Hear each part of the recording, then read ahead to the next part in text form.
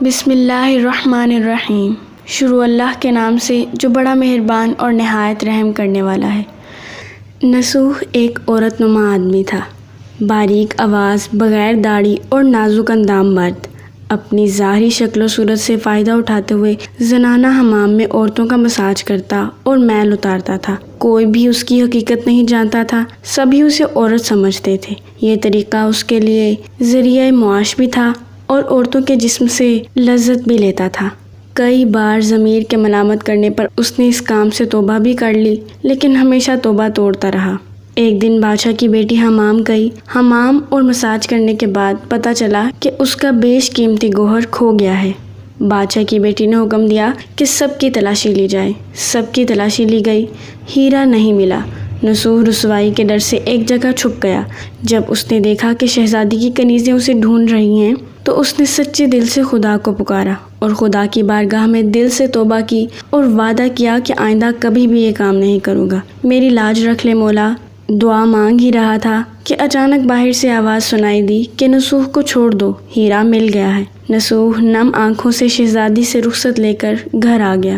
نصوح نے قدرت کا کرشمہ دیکھ لیا تھا اور ہمیشہ ہمیشہ کے لیے اس کام سے توبہ کر لی۔ کئی دنوں سے حمام نہ جانے پر ایک دن شہزادی نے بلوا بھیجا کہ حمام آ کر میرا مساج کرے، لیکن نصوح نے بہانہ بنا دیا کہ میرے ہاتھ میں درد ہے، میں مساج نہیں کر سکتا۔ نصوح نے دیکھا کہ اس شہر میں رہنا اس کے لیے مناسب نہیں ہے۔ سبھی عورتیں اس کو چاہتی ہیں اور اس کے ہاتھ سے مساج لینا پسند کرتی ہیں۔ جتنا بھی غلط طریقے سے مال کمایا تھا سب غریبوں میں بانٹ دیا اور شہر سے نکل کر کئی میل دور ایک پہاڑی پر ڈیرا ڈال کر اللہ کی عبادت میں مشغول ہو گیا۔ ایک دن اس کی نظر ایک بھینس پر پڑی جو اس کے قریب گھاس چر رہی تھی۔ اس نے سوچا کہ یہ کسی چرواہے سے بھاگ کر یہاں آ گئی ہے، جب تک اس کا مالک نہ آ جائے تب تک میں اس کی دیکھ بھال کر لیتا ہوں، لہٰذا اس کی دیکھ بھال کرنے لگا۔ کچھ دن بعد ایک تجارتی قافلہ راستہ بھول کر ادھر آ گیا، جو سارے پیاس کی شدت سے نڈھال تھے۔ انہوں نے نصوح سے پانی مانگا۔ نصوح نے سب کو بھینس کا دودھ پلایا اور سب کو سیراب کر دیا۔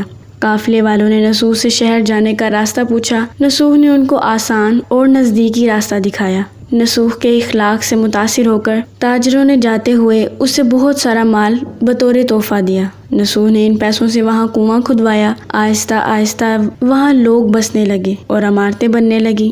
وہاں کے لوگ نصوح کو بڑی عزت اور احترام کی نگاہ سے دیکھتے تھے۔ رفتہ رفتہ نصوح کی نیکی کے چرچے بادشاہ تک جا پہنچے۔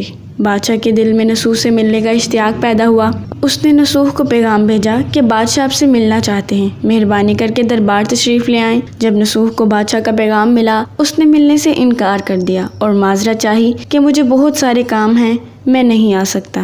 بادشاہ کو بہت تعجب ہوا، مگر اس بے نیازی کو دیکھ کر ملنے کی طلب اور بڑھ گئی۔ بادشاہ نے کہا کہ اگر نصوح نہیں آ سکتا تو ہم خود اس کے پاس چلے جائیں گے۔ جب بادشاہ نصوح کے علاقے میں داخل ہوا، خدا کی طرف سے ملک الموت کو حکم ہوا کہ بادشاہ کی روح قبض کر لے۔ چونکہ بادشاہ بطور عقیدت مند نصوح کو ملنے آ رہا تھا اور رایا بھی نصوح کی خوبیوں کی گرویدہ تھی، اس لیے نصوح کو بادشاہ کے تخت پر بٹھا دیا گیا۔ نصوح نے اپنے ملک میں عدل اور انصاف کا نظام قائم کیا۔ وہی شہزادی جسے عورت کا بھیس بدل کر ہاتھ لگاتے ہوئے بھی ڈرتا تھا، اس شہزادی نے نصوح سے شادی کر لی۔ ایک دن نصوح دربار میں بیٹھا لوگوں کی داد رسی کر رہا تھا کہ ایک شخص وارد ہوا اور کہنے لگا کہ کچھ سال پہلے میری بھینس گم ہو گئی تھی، بہت ڈھونڈا مگر نہیں ملی، برائے مہربانی میری مدد فرمائیں۔ نصوح نے کہا کہ تمہاری بھینس میرے پاس ہے، آج جو کچھ میرے پاس ہے وہ تمہاری بھینس کی ہی وجہ سے ہے۔